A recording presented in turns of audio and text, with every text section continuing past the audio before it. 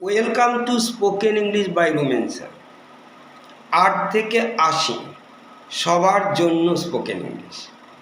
আজকে আমি টেন্স পড়ানো শুরু করছি। তোমরা জানো টেন্স, আমি বলছি টেন্স জানলে তুমি কথা বলতে পারবে এবং লিখতে পারবে। এখন টেন্সের 12টা টেন্স আমি একটা একটা করে আজকে তোমাকে প্রেজেন্টের, যেমন সিম্পল, আগে ইনডেফিনিট নাম ছিল, সিম্পল প্রেজেন্টও বলতে পারো, এইটা পড়াচ্ছি।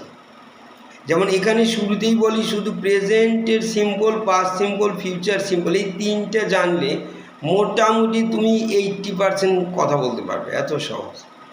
তাহলে সিম্পল প্রেজেন্ট যেটা আমি বলছি সেটা what do you do everyday, প্রথমেই প্রশ্ন করে রেখে দিচ্ছি। তুমি প্রত্যেক দিন কী করো, যা যা করো সেটি হচ্ছে প্রেজেন্ট, প্রত্যেক দিন সারাদিন যা যা করো। এখন যেমন তুমি যদি বলো আই ইট রাইস, আমি ভাত খাই, আই ইট আমি খাই, আই প্লে আমি খেলি, আই গো টু স্কুল আমি স্কুলে যাই, এগুলো ইউ দিয়ে বলতে পারি। ইউ ইট রাইস তুমি ভাত খাও, ইউ গো টু স্কুল তুমি স্কুলে যাও, you play football, you play তুমি খেলো, ইউ সিং তুমি গান গাও।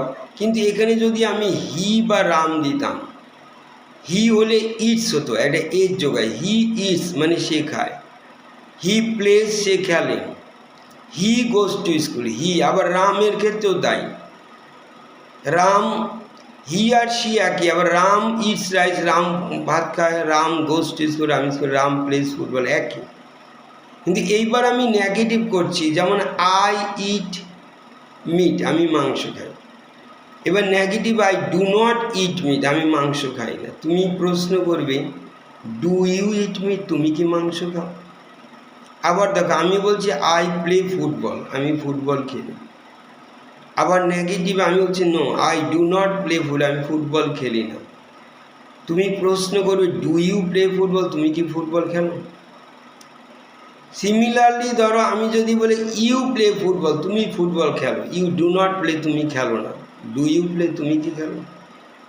ওই রকম ইউ গো টু স্কুল তুমি স্কুলে যাও, do not go to school তুমি স্কুলে যাও না, do you go to school.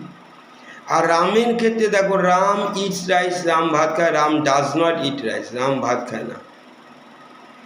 Ram plays football, Ram football খেলে, Ram does not play Ram football খেলে না। Does Ram play football, Ram কি ফুটবল খেলে? Ram goes to school Ram স্কুলে যায়, Ram does not go to school Ram স্কুলে যায় না।